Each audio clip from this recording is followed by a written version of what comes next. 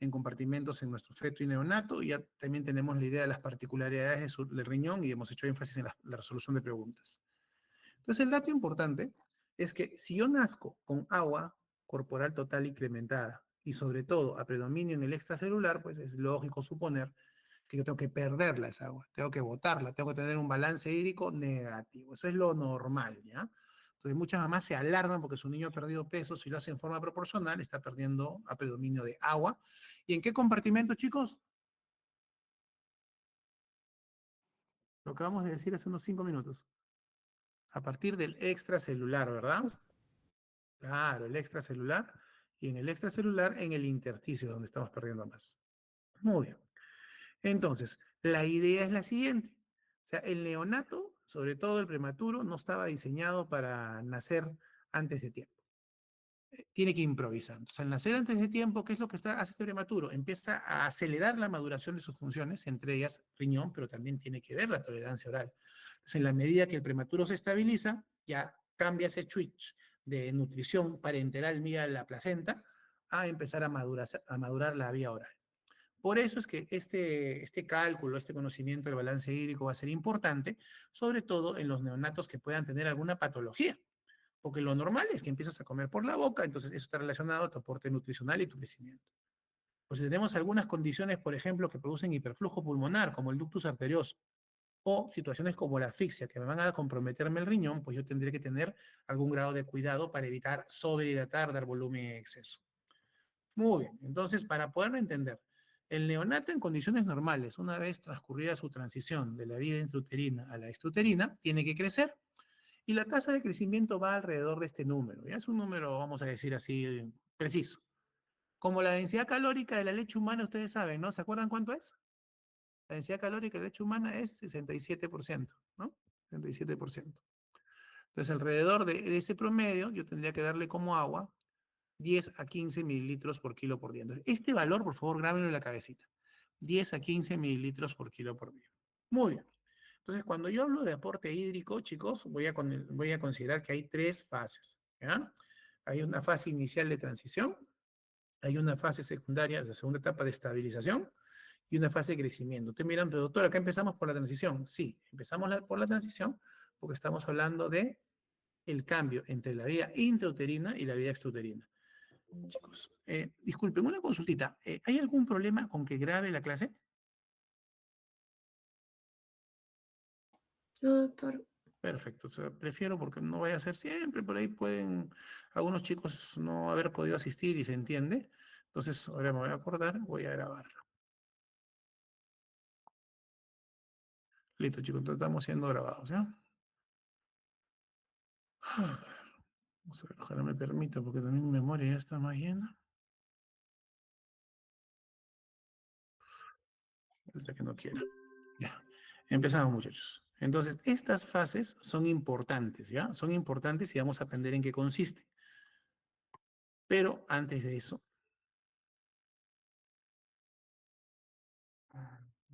acá estamos. Perfecto. Entonces, es importante que entendamos esto, ustedes lo conocen de su cirugía, sobre todo los cirujanos son los que manejan bastante el tema de balance. Entonces, cuando yo tengo un ingreso, es algo que, valga la redundancia, suma, es positivo, y que, digamos, es una entrada, un adicional a lo que es el volumen. O sea, por ejemplo, puede ser la alimentación o puede ser el metabolismo celular, lo que nosotros conocemos como agua metabólica.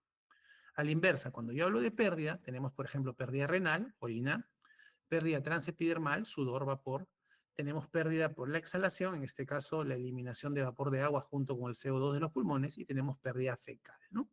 ¿Podría haber otras pérdidas patológicas? Sí, pues drenajes. Puede tener otra pérdida patológica, de repente tengo este residuo gástrico, etcétera, ¿no? Doctor, disculpe, la pantalla se detuvo en la presentación de capítulo 3. Ah, ya, entonces voy a darle, a ver. Vamos a ver. Ya, o sea, no se ve que se proyecta, en otras palabras, ¿no? Ya vamos a optar por algo práctico. Voy a compartir pantalla completa y yo creo que con eso nos obviamos todas estas fallas. ¿Ya? Pero está muy bien, me avisan como estamos en grabación, como no puedo tener control total del asunto. Perfecto, muchachos. Entonces ya veníamos conversando lo que era ingresos y egresos. Yo creo que ustedes lo tenían súper claro. Pero hay una particularidad en el recién nacido. O sea, nosotros que estamos acostumbrados en el adulto a calcular el tema del agua metabólica, como no tenemos un control del metabolismo, es decir, la proporción podría subir o bajar de forma arbitraria dependiendo del estado del paciente, nosotros de forma arbitraria eliminamos el cálculo de agua metabólica. O sea, en recién nacidos solamente el ingreso se considera la ingesta, sea aporte oral o endovenoso. ¿Ok?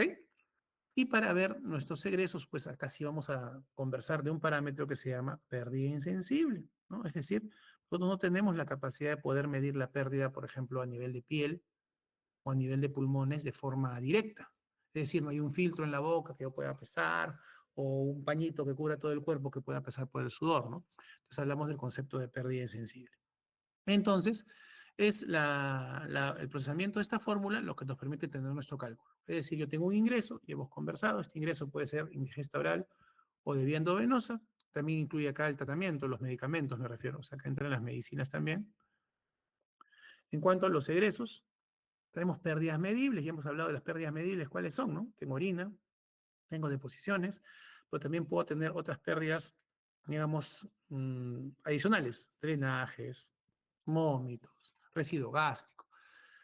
Entonces, la resta de ingresos y egresos, pues me va a dar mi balance hídrico, que puede ser, como ustedes se dan cuenta, puede ser un balance positivo o puede ser negativo. Y ojo, el dato importante es que el balance hídrico es un cálculo teórico, que yo debo contrastar con el delta de peso. Es decir, vamos a imaginar que mi paciente pesó 3 kilos al nacer. Y el día siguiente yo le hago el balance. Recuerden que habíamos comentado que de forma fisiológica el balance los primeros días es negativo, ¿verdad? Entonces yo tengo un balance, se me ocurre de menos 50, pues lo lógico que ese niño pese menos, ¿no? O sea, si pesaba 3 kilos, pesará pues 2, 9, 20, digo, así a grosso modo. No sería lógico que mi paciente pese 300. Entonces, esto es bien importante, porque el peso es una medida muy objetiva. Entonces, yo tengo que contrastar y generalmente si valoro el balance hídrico y el peso es el gol estándar. Entonces, la idea, si mi balance está bien hecho, debe tener lógica, debe tener coherencia con mi delta de peso. Por eso es que los pesos, en teoría, son a la misma hora, temprano en la mañana, en la misma balanza, y casi siempre pedimos que se utilice la misma técnica. Va a ser un poco difícil que sea la misma persona porque no trabajamos eternamente. Entonces, y acá habíamos comentado algo, el tema de la pérdida insensible. Por ejemplo, acá tienen un ejemplo de lo que es una bolsa de polietileno que puede cubrir al paciente y disminuye su pérdida. Pero cuando hablamos, chicos, de pérdida insensible, hay un detalle importante a considerar, ¿ya? Estamos hablando de que las pérdidas van a variar y van a variar por algunas circunstancias, chicos. Esta parte vamos a tenerla un poquito clara. Puede, por ejemplo, a menor peso y menor edad gestacional, la pérdida se hace mayor, ¿ya? Dato importante. Entonces, de la misma manera, si mi criatura, mi paciente tiene síndrome de dificultad respiratoria, ustedes saben qué es eso, aumento la pérdida insensible, en este caso la pérdida pulmonar, ¿no? Si yo le doy aire seco y no humidificado, estoy contribuyendo a que pierda más. Entonces, si yo incremento la humedad en el aire, reduzco esto. Y de forma general, la forma como administro cuidados a mi recién nacido. Ustedes habían dado algunos puntos importantes. Muy bien, entonces miren, este es un libro, una bibliografía, es un libro de texto, con lo que eso implica. Entonces acá tenemos los mecanismos que incrementan la pérdida insensible y por simplemente antagonismo, o lo contrario, vamos a saber cuál es la reduce. Entonces, prematuridad. Entonces, un niño a término que tiene una piel madura, más cornificada, tiene menos pérdida insensible. Utilizar una cuna abierta o cuna radiante incrementa la pérdida de agua. Pero si yo utilizo, por ejemplo, una bolsa de polietileno o lo meto en una incubadora cerrada, pues reduzco esa pérdida. Fototerapia, sobre todo ya hemos dicho, en el caso del LED la pérdida es menor, estamos hablando acá de la fototerapia halógena, ¿no?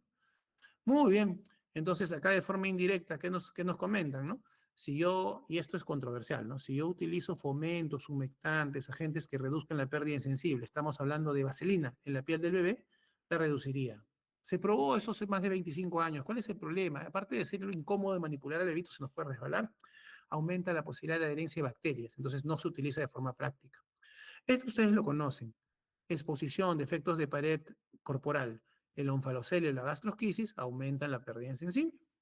El cubrir estos defectos mediante una bolsa o silo los reduce. Pacientes con dificultad respiratoria, síndrome de distrés respiratorio, pero sobre todo que no reciben un oxígeno humidificado, pues tienen una pérdida mayor.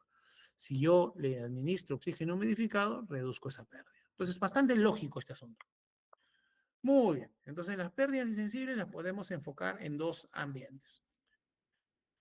Pérdida cutánea, esto se le conoce como pérdida transepidermal, ¿ok? Y está relacionado a la madurez del estrato córneo. Un prematuro de menos de 24 semanas no tiene casi estrato córneo. Un niño a término tiene capas que se superponen más de 5. Entonces, en estos casos, ustedes comprenderán que un prematuro va a perder más agua corporal de forma brusca, ¿no? Y si no tenemos en cuenta la administración de humedad, pues vamos a contribuir a que estas pérdidas sean mayores. En el caso de la respiración, si hablamos de cantidades, un tercio y la pérdida insensible es respiración y transcutánea es 2/3. Pero vamos a darnos cuenta que hay varias fórmulas, es decir, no es que los prematuros pierdan una cantidad específica, sino tienen un rango. Por lo mismo que hemos conversado, el pretérmino tiende a tener una pérdida un poco mayor en comparación al niño a término. Muy bien. Entonces, dato importante. Si tampoco administramos humidificación en el soporte respiratorio, vamos a contribuir a aumentar la pérdida insensible. Muy bien, muchachos. Entonces, esto es importante y esto nos va a hacer entender por qué los prematuros requieren volúmenes mayores de agua. Pero acá les doy un ejemplo. Si yo controlo la humedad de la incubadora cerrada, tengan en cuenta que una incubadora abierta no puede controlar la humedad porque se pierde con el ambiente. Yo le doy una humedad baja a un prematuro extremo, fíjense cuánto le puedo llegar a hacer perder. El 20% de su peso en nacer en el primer día, o sea, en 5 días está bebé. Si yo incremento esta humedad al máximo, que es 80%, reduzco la pérdida prácticamente a la cuarta parte. Es un ejemplo concreto. Muy bien. Sobre el tema de la fototerapia, ya lo habíamos mencionado, lo vuelvo a decir ahora. En el caso de la fototerapia halógena, la luz convencional, halógena, para que ustedes se den cuenta, es la luz que tienen las cañas o los equipos de endoscopía, esa luz blanca. Entonces, a través de una fibra óptica, eso es halógeno, ¿ya? Para que ustedes más o menos tengan una idea. El sistema LED, que es el que se utiliza actualmente, que es muy barato, por eso se utiliza, no tiene una pérdida de agua tan alta porque reduce la exposición al calor. Entonces, para esto hay bibliografía. Por ejemplo, hay estudios, como ustedes pueden darse cuenta que son un poquito antiguitos, en los cuales sí se ha demostrado que cuando utilizamos fototerapia halógena, se incrementa la pérdida. Y habría que calcular ese componente adicional. Pero, ¿qué te parece si en vez de hacerlo perder, utilizo un equipo que no le produzca tanta pérdida de agua? Y eso lo estamos haciendo. El sistema, como le digo, de fototerapia que manejamos ahorita, es el sistema de diodo emisor de luz, lo que llamamos LED. Entonces, chicos, acá este dato es importante, ¿ya? En su exposición, cuando ustedes vean una carita feliz, es que hay un concepto clave, ¿ya? Entonces, primer dato, estas pérdidas insensibles son las que vamos a utilizar para nuestras clases y exámenes. Sí, estamos simplificando el tema, pero lógico, ustedes están en primer nivel, o sea, estamos formando médicos generales. Entonces, primer dato importante, esta pérdida es para la primera semana de vida, ¿ya? Entonces, de forma arbitraria, vamos a decir que un neonato pierde a término 0.5 mililitros por kilo por hora. O sea, vamos a agarrar una calculadora bien sencilla. Si yo agarro un bebé de 3 kilos y ese bebé quiero calcular cuánto ha perdido el primer día, multiplicaría 0.5 por 3 por 24 horas y me sale 36. ¿36 qué? CC.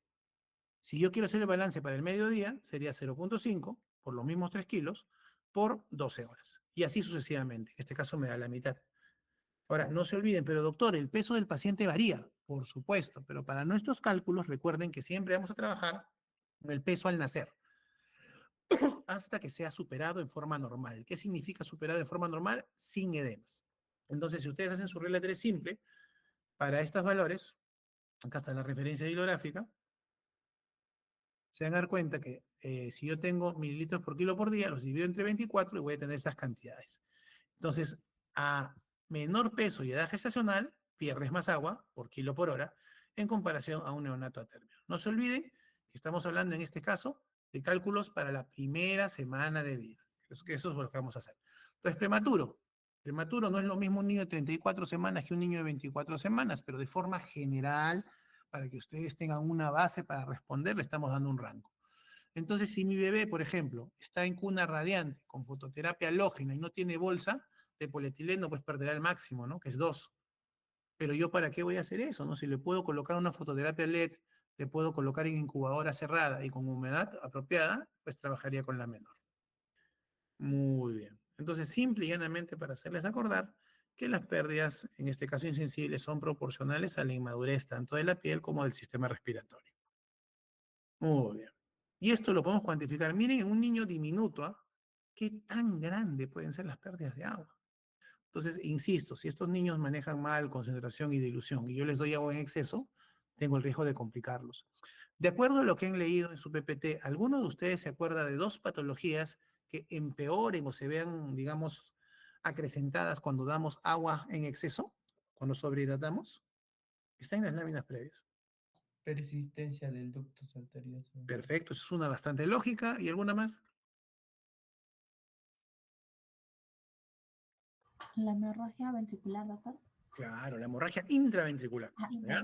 También la enterocolitis necrotizante y la displasia pulmonar. Estas patologías las vamos a ver en la unidad 3, que son complicaciones de prematuro, pero todas ellas no es que partan de origen, pero se pueden ver comprometidas hacia un empeoramiento cuando tenemos agua en exceso. Y este es un trabajo que es una slide extra que ya he colocado en el PPT, pero extras son contenidos, digamos, de perlas clínicas, cachitos que le dicen ustedes. Es un trabajo bien viejito, ¿ya? Pero el trabajo, ¿qué es lo que buscó? Tratar de estabilizar o medir durante periodos más largos. Acá tengo un día, 3, 7, 14, dependiendo de la edad gestacional. Acá tengo un rango de peso promedio. Pero ¿cuál era el dato? Dando un ambiente de humedad controlada de al menos 50%. Entonces, ¿qué nos podemos dar cuenta? Ya sabemos que las pérdidas son monstruosas en los niños de edad gestacional menor y sabemos que se incrementan en el transcurso de los primeros días, ¿no? Dato importante, hacia el séptimo día de vida ya la madurez y el estrato córneo van incrementándose. Entonces se ha estimado, fíjense, que el promedio de pérdida, si esto era X, la del primer día, hacia la semana en adelante va a ser X entre 3. O sea, la pérdida insensible no es constante. Por eso es que les hablaba de valores a la semana. Entonces, de forma arbitraria, cuando pasamos la semana, lo que tenemos que hacer es para el cálculo de la pérdida insensible, dividirlo entre un tercio. O sea, se reduce a un tercio. ¿Ok? Perfecto. Muy bien. Entonces, este proceso de cálculo está en el Sánchez Consuelo. De repente ustedes lo han leído. Pero vamos a partir de un número arbitrario, ¿ya? Vamos a partir de 30 mililitros kilo día para el término y en el prematuro, sobre todo si es menor de 1500, es el doble. Ya esto es por 2. Entonces, dato importante. ¿Qué otro elemento yo debo considerar dentro de los egresos? Yo debo considerar las pérdidas renales. Entonces, yo estimo que para, digamos, la cantidad de solutos que recibe la alimentación un bebé, yo necesito una cantidad de agua específica. Pero dato importante, si yo le administro fórmula, la carga renal de solutos es mayor. ¿Y esto qué va a provocar? Que adicionalmente el niño requiera más agua. Entonces, primer dato importante, un niño que se alimenta de leche humana requiere menos agua en comparación a un niño con fórmula. Entonces, si usted suma 60 y 30, le va a dar 90. Si, por ejemplo, vamos a imaginar que yo estoy usando leche humana, 60 y 60 me da 120. Pero ¿se acuerdan que en los primeros días la tasa de filtrado glomerular no es tan eficiente? Entonces yo en los primeros días ya no consideraría pérdida renal 60, sino consideraría la mitad, es decir, 30. ¿Ya? Entonces de esta manera, si usted lo analiza, pues, ¿con qué me voy a quedar yo? Si yo a 90 le resto 30, voy a empezar con 60. Usted me dirá, ¿60 qué? 60 mililitros por kilo por día. En este caso, para un prematuro, si yo tenía 120, le resto 30, pues empezaré con 90. ¿90 qué? Usted ya sabe, ¿no? Mililitros o cc por kilo por día. A su vez, y de forma arbitraria, si yo utilizo mecanismos que aumenten la pérdida insensible, pues tendré que sumar. Y si a su vez utilizo mecanismos que reduzcan la pérdida, pues tendría que restar o en este caso no considerar o considerar pérdidas insensibles las más bajas. Muy bien. Entonces, simple y llanamente recordemos, repasemos. ¿Qué cosas aumentan la pérdida insensible? El ser prematuro, que es una condición que no vamos a modificar mucho, pero sí yo puedo pasar de una cuna abierta o servocuna y lo puedo pasar a una incubadora humidificada en la cual hay menor pérdida. Eso puedo hacer.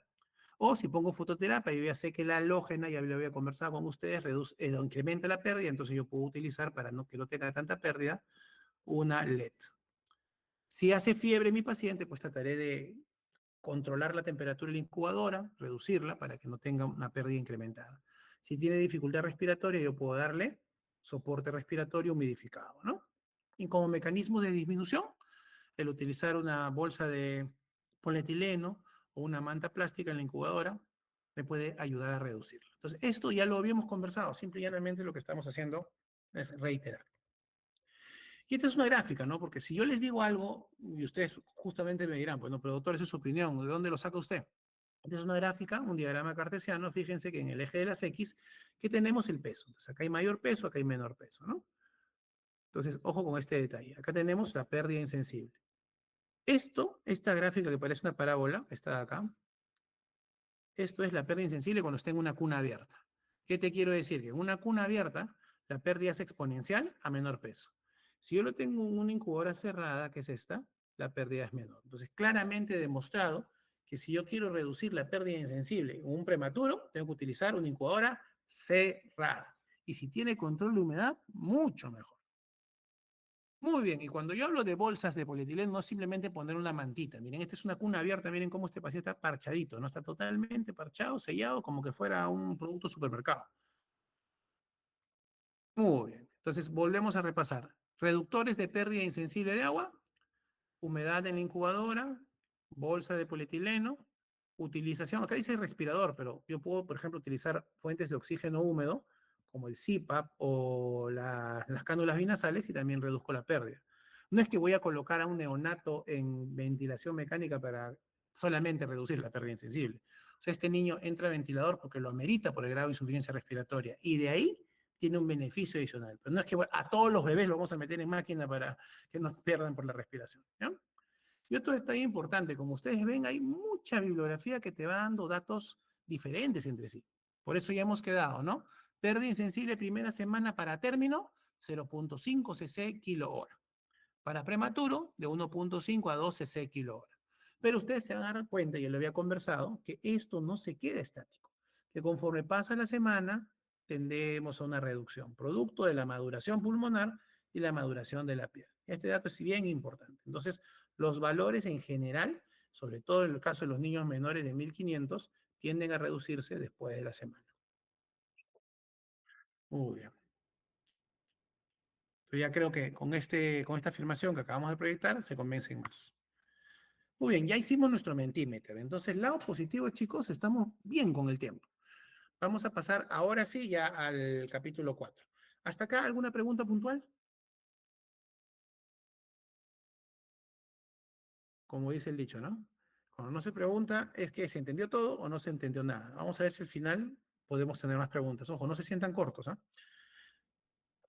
Muy bien, esta parte ya la habíamos avanzado. Entonces, teníamos claro que cuando estamos transcurriendo de la vida intrauterina a la vida real, la postnatal, tenemos 3 fases. Pero no se olviden, porque muchas personas me dicen, pero doctor, ¿por qué la fase 1 es transición? O sea, por una cuestión gramatical, la mayoría pone primero estabilización y luego transición. Recuerda que lo primero que hace un bebé es salir del intra al extraútero. Y ese fenómeno se llama transición. Si no, si te olvidas cómo es, puedes usar una mnemotecnia clásica. TEC.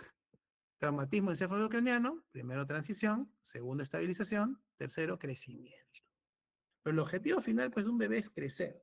Entonces, ojo, si yo hablo de monitoreo o funciones fisiológicas, me voy a dar cuenta que el objetivo de un bebé finalmente es establecer un medio interno estable.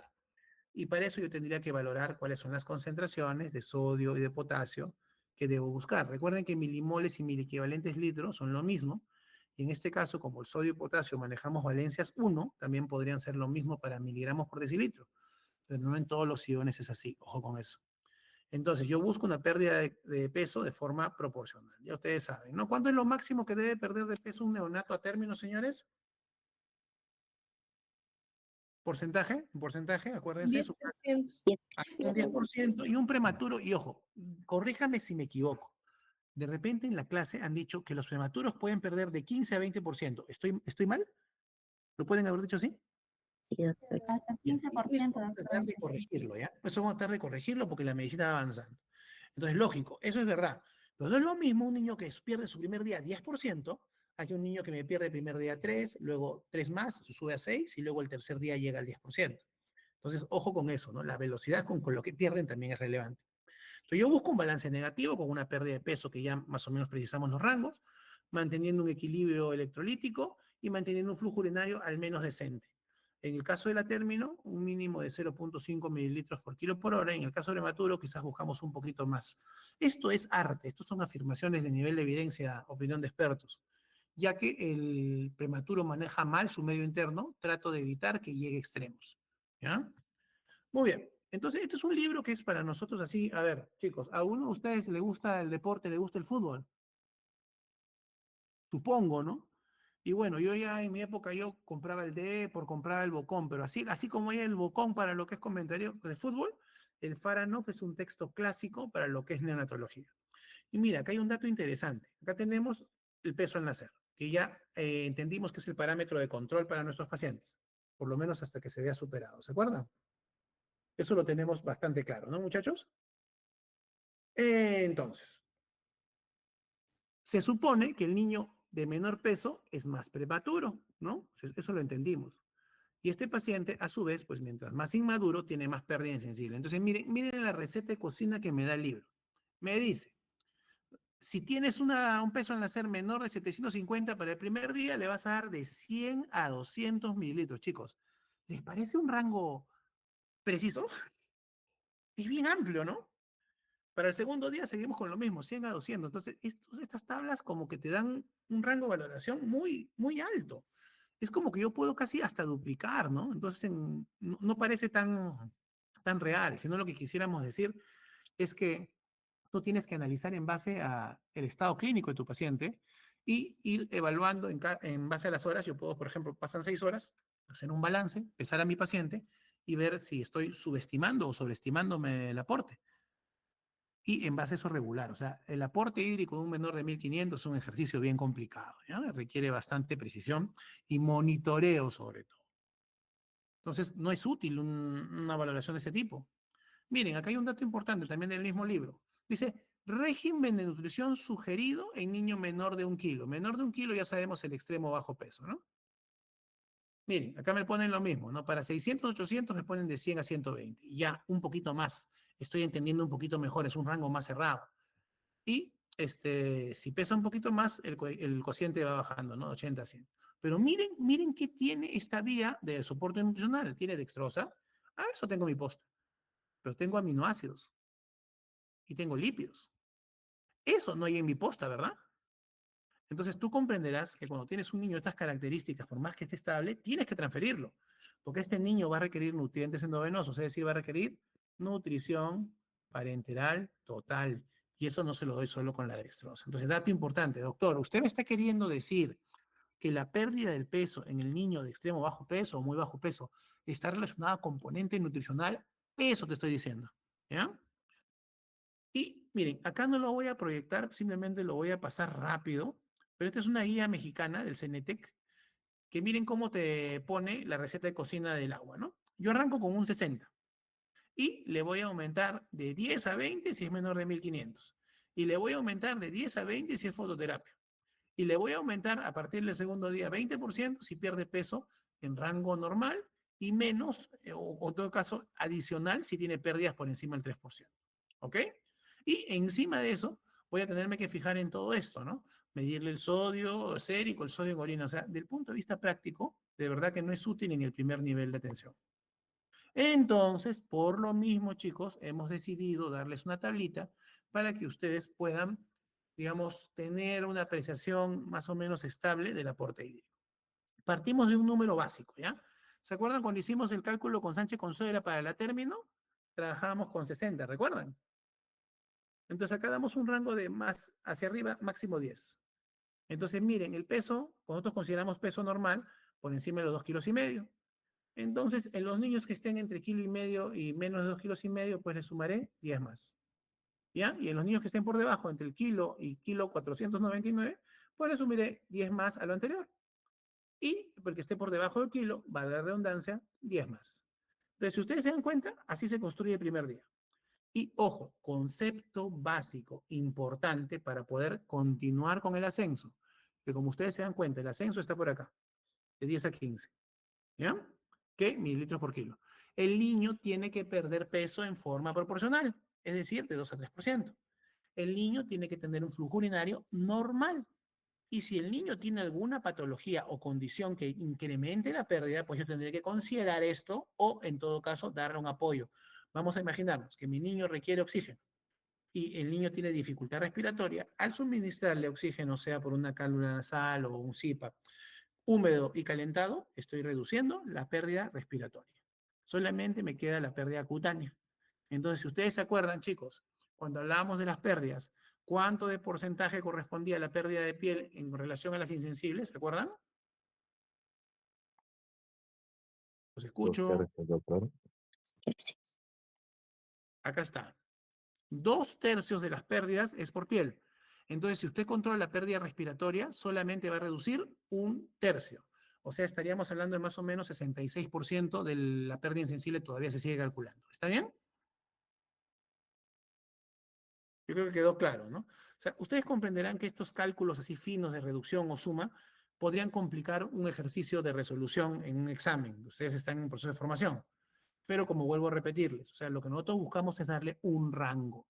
Pero lo que si usted puede hacer, si tiene nuestro rango teórico de 1.5 a 2 y su niño está en una incubadora cerrada con humedad y bolsa de polietileno, pues usted se pegará en el 1.5. Al contrario, si usted lo tiene con fototerapia halógena, con cuna abierta, sin bolsa, me pegará el 2. Pero ¿qué le parece si le puede poner una bolsa, no? Entonces, ese es el rango clínico que nosotros queremos que ustedes tengan como raciocinio. Muy bien, entonces, sobre esta tablita de acá, ¿está todo ok? ¿Se entiende?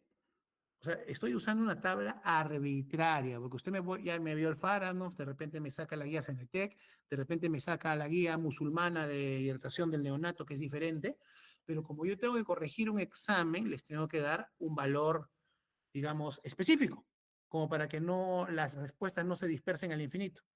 ¿Se entiende, muchachos? Sí, doctor. Entonces, ojo, doctor, ¿va a haber excepciones a esta tabla? Por supuesto. Pero lo que quiero que vean es que esa progresión de 10 a 15 mililitros que estamos conversando se va a dar de forma constante. De tal manera que un neonato en promedio hacia la semana llega al aporte máximo, en teoría, de 150 cc por kilo por día. Recuerden que este número es cc por kilo por día. Muy bien, señores. Entonces, como tiene la carita amarilla, ya ustedes saben que es un concepto relevante. Muy bien. Entonces, ahora vamos a empezar a discutir la fisiopatología de por qué voy de esta manera.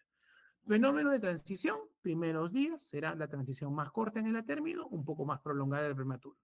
¿Qué tenemos que ver? Que va a haber pérdida de peso, o sea, va a haber un delta de peso. Que acá les estoy poniendo 15%, no me voy a 20, cosa que tenía en mi slide pasada, pero voy a explicar por qué más adelante. Entonces yo voy a ir progresando con estos incrementos de más 10 o más 15, ¿no? ¿Ok? Fíjense, acá en electrolitos no hay nada, ni de sodio ni potasio. ¿Alguien sabe por qué? Recuerden que la participación es anónima, no hay nota. Porque los neonatos tienen grandes cantidades de sodio corporal total y de potasio corporal total. Entonces, en la fase inicial, lo que estamos promoviendo es que haya un balance negativo. Este exceso se vaya diluyendo, ¿no? Muy bien, entonces el incremento se va a dar siempre y cuando haya pérdida de peso. Entonces, de forma general, de forma arbitraria, a los neonatos a término, les agregamos ya sodio y potasio a partir del segundo día. Pero vuelvo a repetirles, en caso de prematuros, el manejo es en base a su natremia o su calemia. ¿Cuándo termina la fase de transición? Esto es bien importante. La fase de transición termina cuando el riñón tiene la capacidad de concentrar. Entonces recuerden que les había comentado que este fenómeno es transicional, el incremento de la tasa de filtrado glomerular y de las capacidades del riñón es progresivo y que es activado por el nacimiento, entendámonos. Entonces, si mi riñón empieza a concentrar, tengo la capacidad de llevar mi flujo urinario al mínimo. Tengo la capacidad de crear una osmolaridad urinaria por encima de la sérica. Y si pudiera medir los FENAs, la fracción de excreción de sodio, ya en este caso va bajando. Ya no pierdo 3%, pierdo 2% hasta que llego a 1%. Y esto sí lo puedo medir en forma práctica, empírica. Si mido la densidad urinaria, empieza a incrementar por encima de 1012. O sea, tu riñón empieza a concentrar. Para que termine la fase transicional es que tu riñón tiene esa capacidad de concentrar. Y estos son parámetros del 1 al 4 que de forma objetiva te orientan al respecto. Muy bien, entonces vamos a una gráfica. Ojo, Entendamos que esta es una condición para niños de muy bajo peso al nacer, ¿ya? Entonces, fíjense, acá está pérdida de peso. Miren, acá incluso estoy llegando de 100 hasta casi 85, ¿ya? Fíjense, se ve, ¿no? Y esto está más o menos ahí, alrededor del quinto día. Y, lógicamente, la pérdida de peso va de la mano con una contracción del agua extracelular. Y esto va relacionado a la pérdida de sodio, es decir, un balance negativo. ¿Qué significa un balance negativo? Que pierdo más de lo que gano. Entonces, en condiciones normales, y esto es bien importante, yo puedo empezar a tener balances de sodio positivo cuando tengo una edad gestacional corregida de más o menos 32 semanas. Entonces, ¿qué te quiero decir? Que un niño de 27 semanas va a perder sodio por más tiempo que un niño de repente de 34 semanas. Entonces, ¿y esto por qué es importante? Porque el aporte de sodio en los niños que tengan menor edad tendrá que ser mayor porque pierden más sodio, ¿ya? Entonces, la edad gestacional y la inmadurez renal y la natriuresis va a influir en cuánto sodio le doy a un prematuro. Y sobre todo esto es fuera de lo programado en prematuros extremos y menores de 1500 gramos. Muy bien, vamos a la segunda fase. Entonces, estas fases lógicamente se dan en niños hospitalizados. ¿Por qué? El niño hospitalizado no tiene acceso directo a la alimentación, muchas veces está en NPO. Entonces, ¿qué es lo que nosotros notamos? Que conforme el niño ya concentra, su riñón se concentra, ¿qué es lo que vamos a notar? Que también su patología, la enfermedad que lo aqueja, se va resolviendo. Entonces, empiezo a aumentar la vía oral y bajar el endovenoso. De tal manera que lo que hago es progresar volúmenes, pero con una carga calórica estándar, no la modifico mucho. Por eso es que en teoría, para estos niños hospitalizados, el peso no se incrementa demasiado. Eso es sinónimo de estabilización, estable. Ya empiezo a soltar electrolitos, fíjense el sodio de 2 a 3 y el potasio de 1 a 2. ¿Ok? Entonces, desde el punto de vista académico, el riñón aprendió a concentrar. Segunda fase, estabilización. Voy dándole la vía oral y restándole las calorías al endovenoso, de tal manera que ya supero una meseta. Y finalmente, cuando mi niño está en una condición estable, ya le puedo soltar la carga calórica y el volumen objetivo pleno. ¿Y que voy a buscar? ¿Se acuerdan este número que les dije que memorizaran? Voy a buscar un incremento de peso de 15 a 20 gramos por kilo por día. Que esto para volúmenes, en considerando una densidad calórica de 0,67, para vía oral va de 150 a 200. O sea, leche humana libre demanda, decimos, ¿no? Nadie le pone una sonda, una balanza, un neonato de alojamientos alguna vez al día. Y para vía endovenosa, ojo con eso, ahí sí el rango es un poquito más cerrado, más prudente. Detalle importante, fíjense que el sodio, el requerimiento aumenta y el potasio también aumenta durante la fase de crecimiento. Entonces, esto es bien importante porque cuando el paciente por alguna circunstancia recibe nutrición parenteral, acuérdense de sus clases de medicina interna. Cuando el paciente estaba en hipercalemia, ¿se acuerda? Tratamiento de hipercalemia significativa. ¿No utilizábamos insulina y dextrosa? ¿Se acuerdan? Porque ¿qué es lo que Sí, hace doctor. la insulina? Internaliza el potasio cuando ingresa la glucosa a la célula. Entonces, si estoy en una etapa de crecimiento, sobre todo cuando utilizo nutrición parenteral, voy a internalizar más potasio. Entonces, por eso es que para estos estadios, entre comillas, si es que no estamos dando vía oral, estamos dando venoso, tendríamos que considerar aportes de potasio un poco más altos. ¿Ya? Pero si mi niño come lactancia feliz y contento, no voy a tener que hacer estos cálculos. La naturaleza va a ser sabia. ¿Me dejo entender? Espero que sí. Muy bien. Ahora, acá iba. ¿Se acuerdan que yo les decía que independientemente que su prematurito de 1500 esté estable, deberían transferirlo por un tema nutricional? Voy a tratar de explicar esta lámina que es un poquito viejita, pero miren los grupos de estudio. Son 7 pacientes por acá. Yo sé que no son un montón, pero ¿te imaginas cuántos papás y mamás me van a autorizar ensayos en Neo? Bastante pocos, ¿no? Entonces vamos a partir de un concepto. En azul está lo que es el componente sólido, o sea, todo lo que es no agua corporal total, que es constante. Acá tengo un grupo que ha perdido peso de forma exagerada, más del 10%, y acá tengo el grupo 2 que ha perdido un poco menos. Fíjense, cuando yo veo en naranja, miren acá por favor, en naranja, tanto en el día 1 como en el día 7, el volumen intracelular, o sea, el agua intracelular no ha variado mucho. En el grupo experimental, en el cual tuvo menos pérdida de peso, fíjense, acá en cambio, sí hubo un incremento significativo de 12% del agua intracelular. Entonces, ¿qué me doy cuenta, señores? Que en este grupo de pacientes, lo que yo perdí más, en el grupo 1, ¿qué fue? Agua extracelular, lógico, doctor, estaba hinchado, pero sin una recuperación del volumen intracelular. De tal manera que su pérdida de peso fue muy marcada. muy diferente al paciente que tuvo menos pérdida, en el cual yo lo manejé de forma agresiva con nutrición, en este caso nutrición parenteral total. Entonces perdió agua, y miren, perdió agua más que el otro, pero ganó volumen intracelular producto de una nutrición apropiada. Entonces, concepto importante. Cuando manejamos a un paciente menor de 1500 gramos, nos interesa sobremanera, chicos, nos interesa sobremanera soporte nutricional para incrementar el volumen intracelular y que la pérdida de peso no sea tan agresiva. Por eso he sacado del slide antiguo que decía que un neonato podría perder hasta 20% y he considerado un máximo de 15%. Yo te hago una pregunta. ¿Cuántas balas puede soportar un ser humano? Esa sería más o menos la analogía a cuánto de pérdida puede tener un bebé. ¿Qué te parece si hacemos que pierda lo menor, pero sin exagerar el volumen? Porque ya hablamos de la displasia, la hemorragia intraventricular y demás perlas del campo.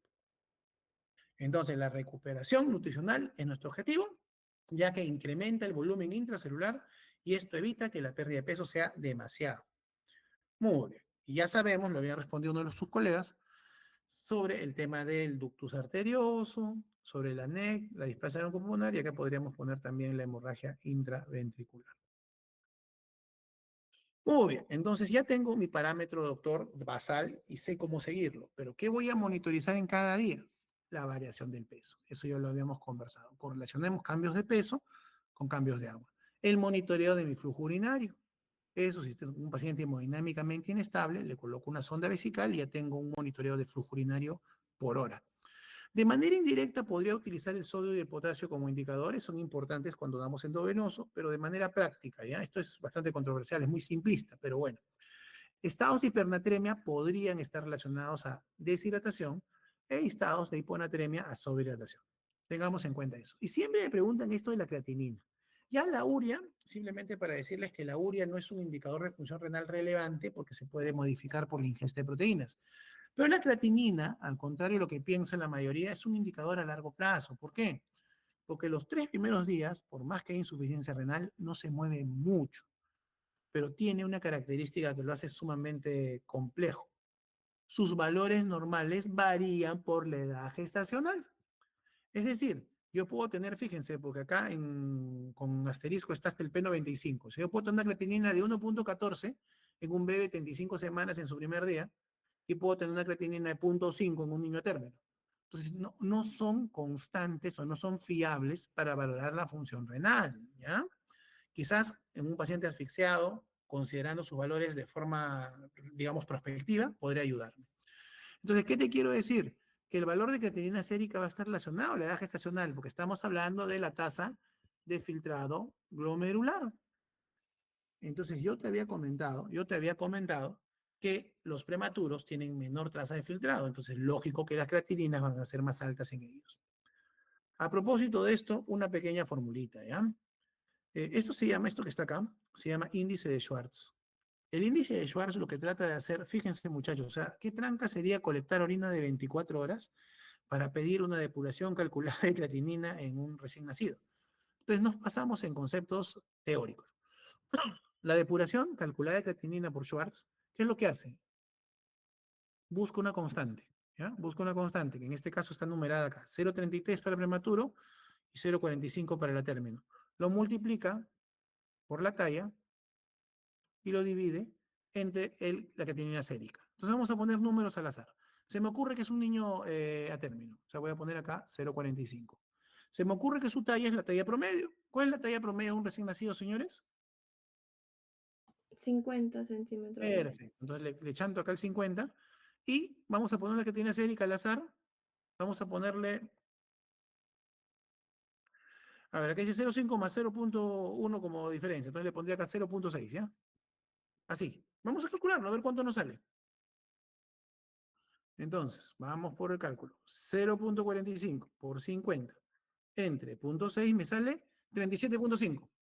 O sea, ¿qué te quiero decir? Todos conocemos cuál es la depuración de creatinina normal, ¿no? O sea, un neonato a término en condiciones normales tiene tasas bajas, lo hemos confirmado. Entonces, más que utilizar, chicos, esta fórmula para aporte hídrico, la utilizamos para corrección de medicamentos, sobre todo antibióticos, ¿ya? Pero es más que todo un alcance que quería darles, porque la creatinina por sí sola es un indicador bastante pobre de función renal, ¿ya? Pasamos. Este es un ejemplo patológico, o sea, un ejemplo que no cuadraría con nuestra tablita que le di de aporte hídrico. Vamos a conocer a este paciente, se llama Pepito. Pepito nació mal, Apgar 0 al minuto y 4 a los 5 minutos. Ha requerido mucho apoyo para respirar por sí solo, incluso estuvo intubado y recién a las 2 horas pudo tener un esfuerzo respiratorio normal. Entonces, Pepito acaba de nacer. Yo, con estos problemas relacionados al parto, voy a prever una falla renal. Entonces, ¿se acuerdan que el primer día para un neonato a término iba de 60 a 70 cc por kilo? Bueno, acá voy a restringir un poco más porque yo sé que se me viene en la noche. 50 cc por kilo por día, que es entre comillas lo mínimo que podemos nosotros restringir, es el basal. Muy bien, chicos, entonces miren, este es un caso real, vamos a decirlo así. Vamos a analizarlo de forma detallada. El primer día le miden su sodio, 145 en el límite superior, la creatinina, miren, alta o maravilla. Este es su peso al nacer. Y fíjense la diuresis que ha transcurrido en estas primeras 24 horas. ¿Es normal, es alta o baja? Esta de acá. Baja, doctor. Acá requete baja, ¿no? Requete baja, mira, con centésimas todavía.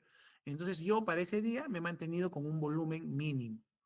Vamos a ver cómo ha amanecido después de las 24 horas. El sodio ha bajado un poco, la creatinina sigue igual. Mire, el peso ha bajado un poquito. Ha bajado 120 gramos, pero ¿cómo está este flujo urinario? 0.6. ¿Cómo está? Sí, Bajo, normal, alto. Mm, mm, 0.6. ¿Es bajo, normal, alto? Aún es bajo, doctor. Aún es bajo. Entonces, ¿eso qué significa? Que yo voy a seguir igualito mi volumen, no me voy a precipitar.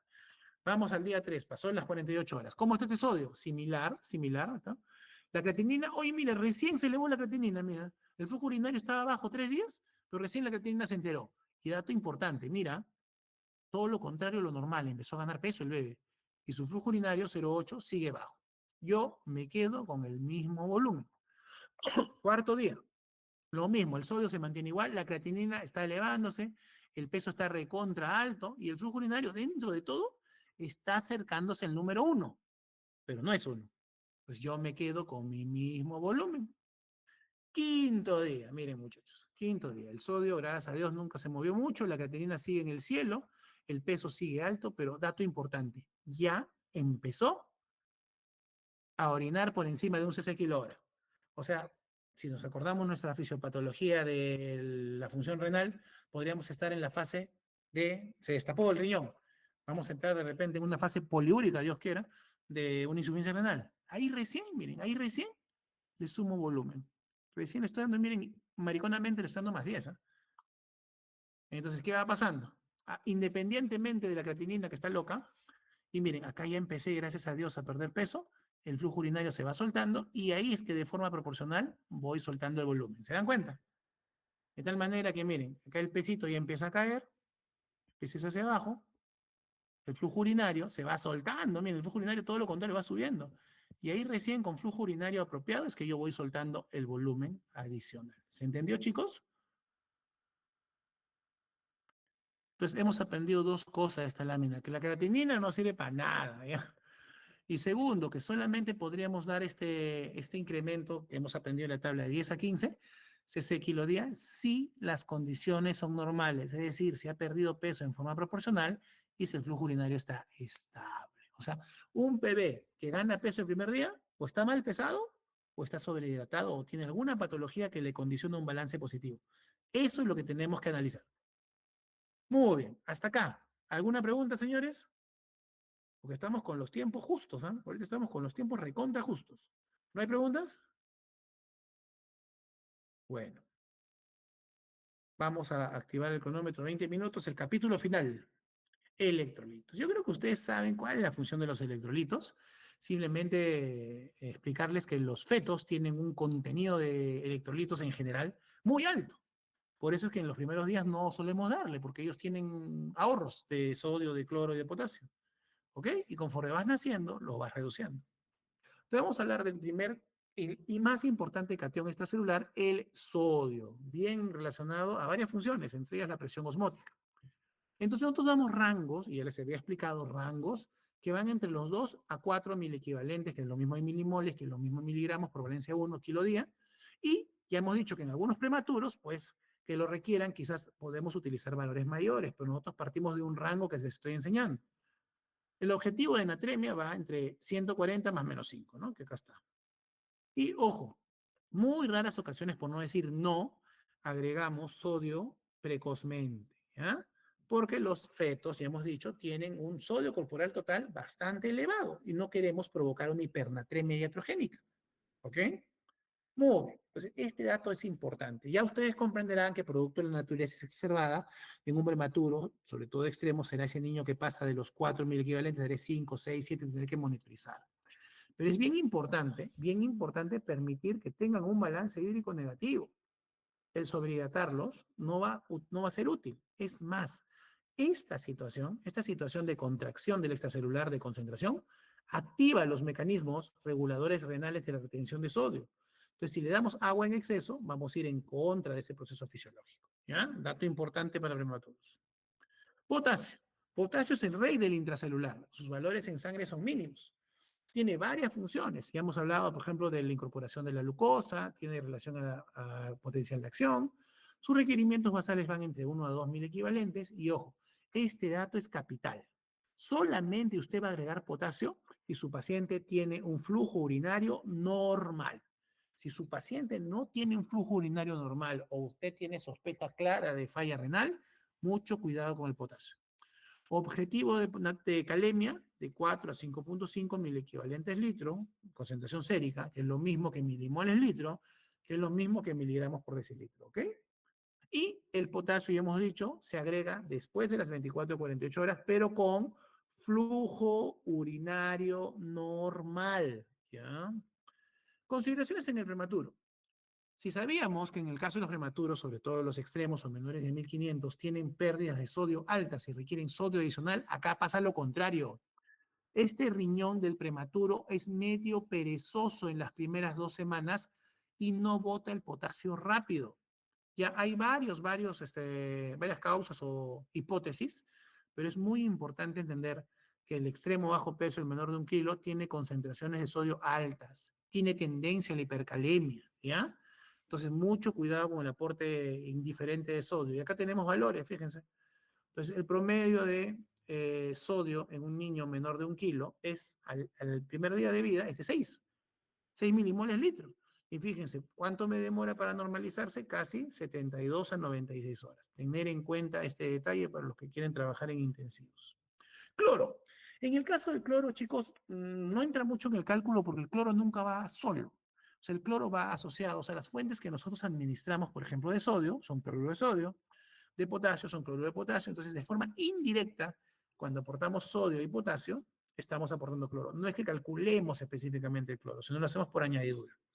Chicos, ya estamos casi terminando. Entonces, ustedes van a encontrar miles de textos, valores básicos, los valores basales que vamos a trabajar para la cátedra de pediatría 1. ¿Ya?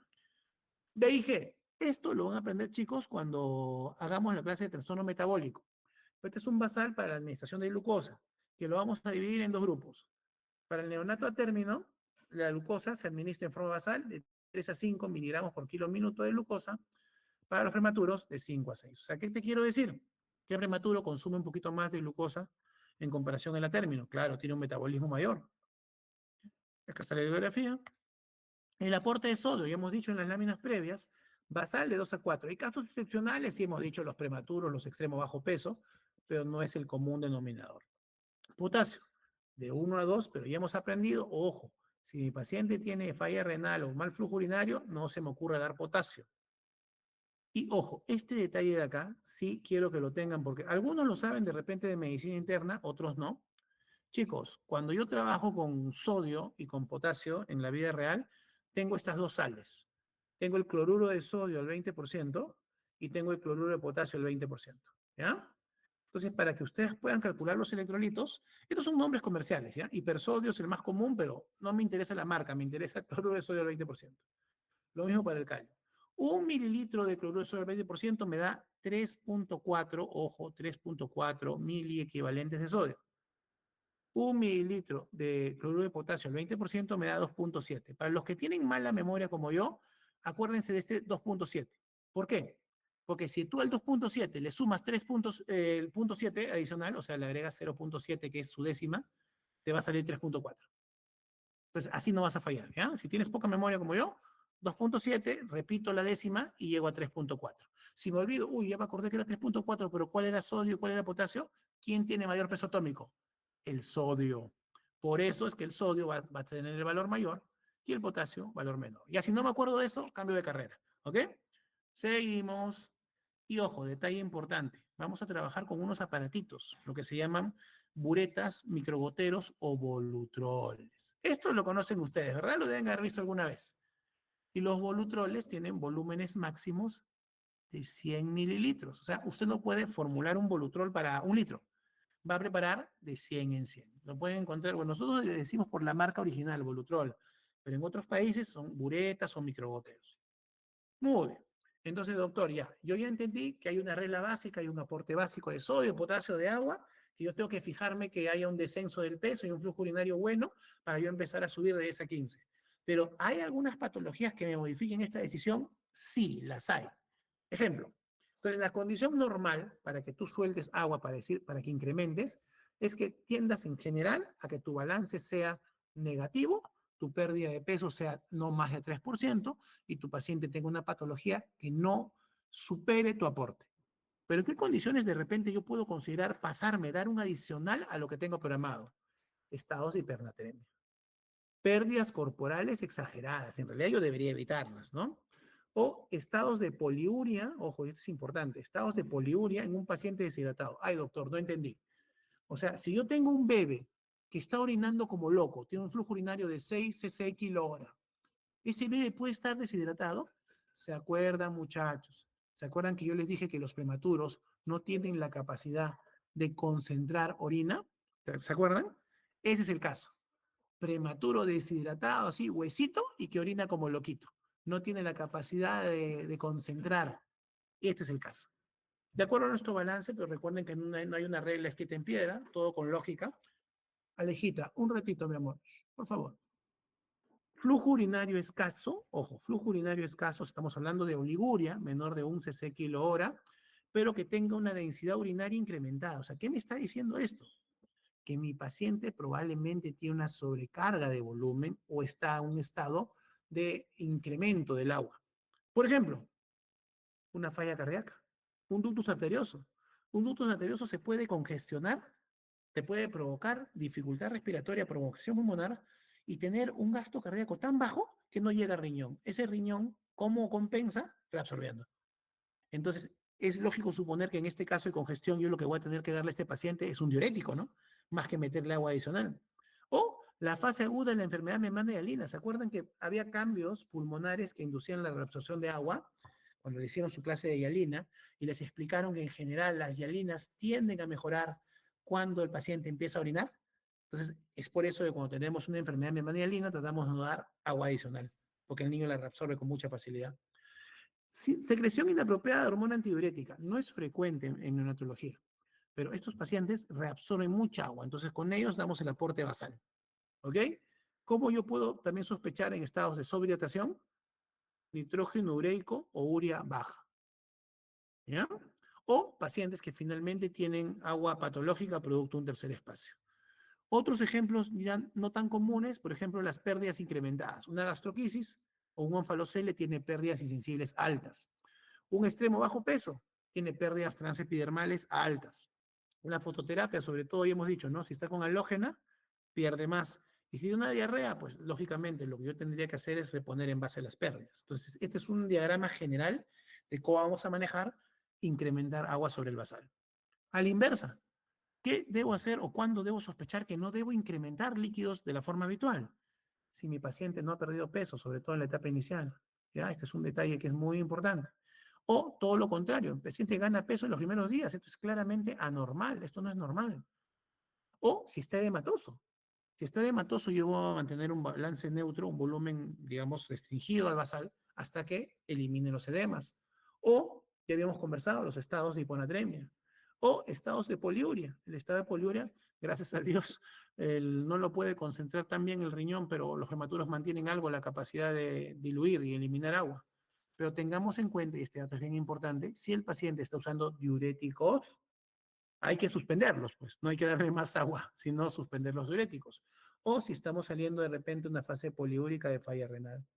Y al contrario del ejemplo anterior, si yo descartaba ductus, por ejemplo, en este paciente que tiene insuficiencia cardíaca por ductus con congestión pulmonar, ahí yo pues tendré que dar agua controlada. Lo mismo para el paciente con hielina en fase aguda. Lo mismo en paciente en falla renal o cualquier patología relacionada a asfixia. Lo mismo en secreción inapropiada de hormona antidiurética. Y esto es una patología que ya hemos aprendido, que vamos a conocer en unidad 3, la displasia broncopulmonar. Estos pacientes, cuando damos agua en exceso, tienen inflamación pulmonar y van a la edematización pulmonar y al mayor requerimiento de oxígeno. Muy bien, vamos a ir a un ejemplo gráfico, ¿ya? Chicos, ya hemos aprendido, tengan a la mano su tablita de aporte hídrico, vamos a trabajar. Este ejercicio está también en su PPT. Tengo un bebé que por obra de gracia del Espíritu Santo no nació conmigo, ¿ya? Llegó al tercer día de vida, viene con dificultad respiratoria severa, me dan un peso de referencia de 1800 gramos porque yo no le pesaba al nacer, por capurro tiene 34 semanas, la mamá bien linda me dice que orina normal. Entonces, para nuestro cálculo, ¿qué vamos a hacer? Vamos a considerar que no le vamos a dar vía oral, le vamos a dar hidratación parenteral. Entonces, si ustedes ven sus tablas, corríjame si me equivoco, para el tercer día yo tengo un rango que va alrededor de los 100 mililitros por kilo. ¿Está bien? ¿Hasta ahí estamos bien? Revisen sus tablas.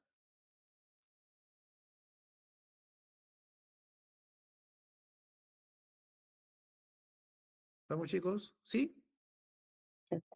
Sí, doctor. Muy bien. Entonces, 100 mililitros por kilo por día, yo lo multiplico por el peso de mi chiquitín, entonces me sale 100 por 1.8, 180. Hasta ahí, nada de magia, ¿verdad? ¿Sí? Sí, doctor. Entonces, si yo quiero pasar este volumen en mililitros o ese día en 24 horas, tengo que dividirlo entre 24. O sea, hasta ahí la cosa está sencilla, ¿sí o no?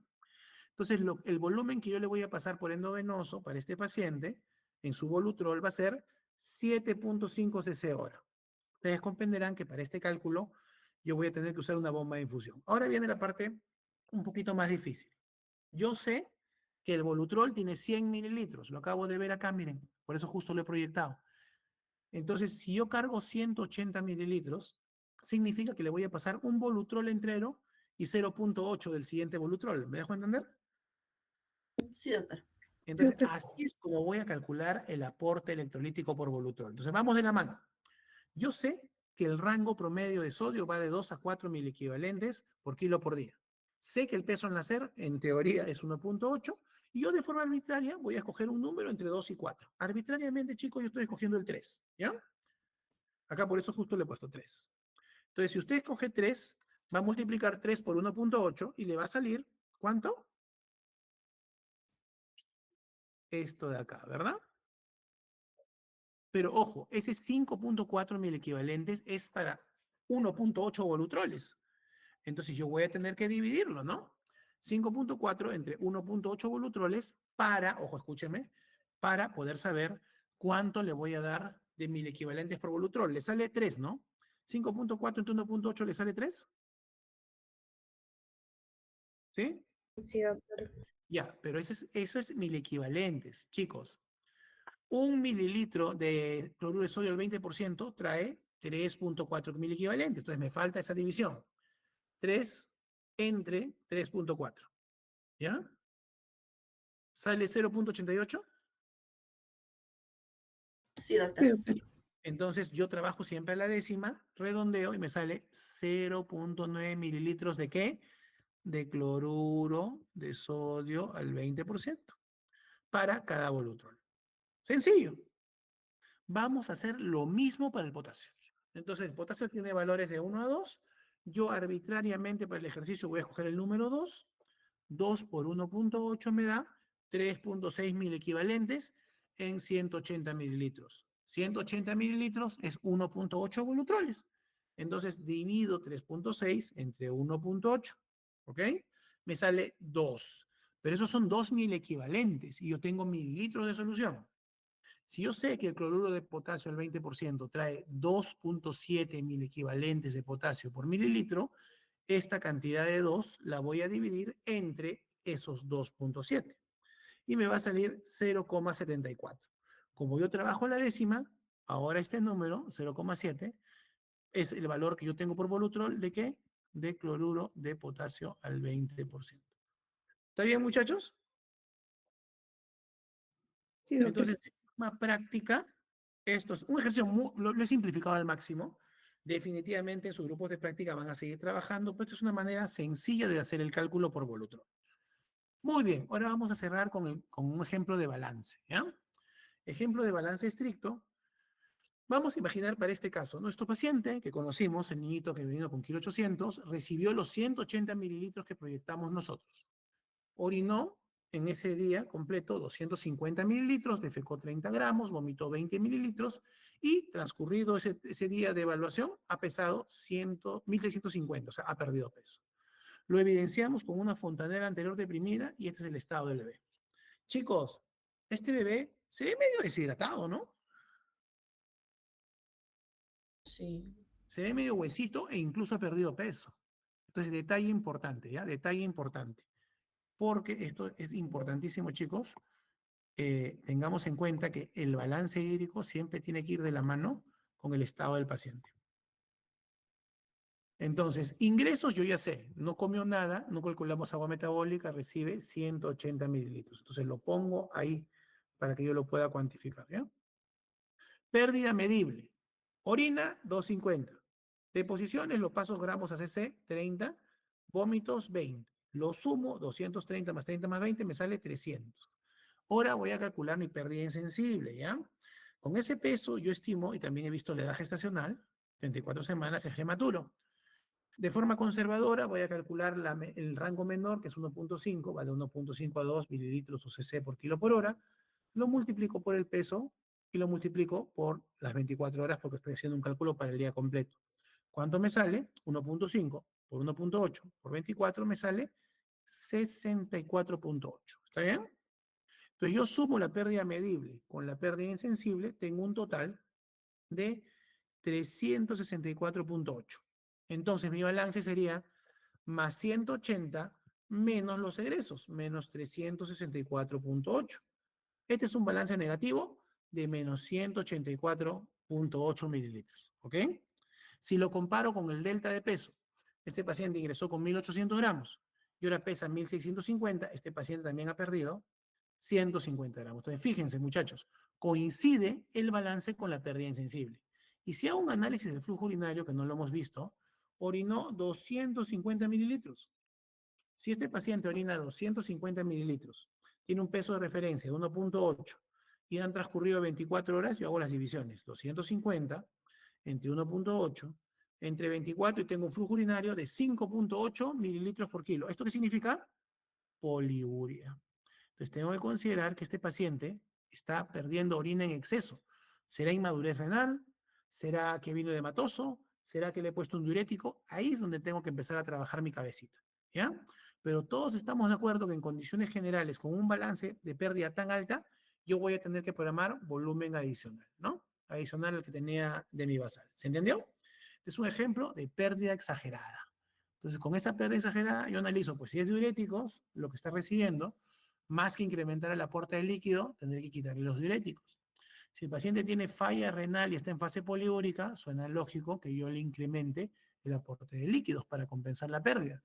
Si este chiquitito está en estado de hiperglicemia, porque tiene un endovenoso con mucha concentración de glucosa y está haciendo diuresis osmótica, tendré que bajar esa concentración de glucosa. O sea, las decisiones son clínicas e integrales. Vamos a ver otro ejemplo, un escenario muy diferente, que el mismo paciente que también recibió los 180 mililitros, pero orinó menos. 30 mililitros, las deposiciones 20 gramos, los vómitos 10 mililitros, y miren, ha ganado peso. Ha ganado peso el pacientito. ¿Ya? Entonces, miren, incluso lo vemos el pacientito y que estamos notando, miren, está descrito, pero acá lo veo edematizado en las piernitas. Entonces vamos a entendernos, muchachos. Miren, observemos. Si yo tengo el ingreso de 180, tengo las pérdidas medibles, 30 de orina, 20 de posición, 10 vómitos, suma 60.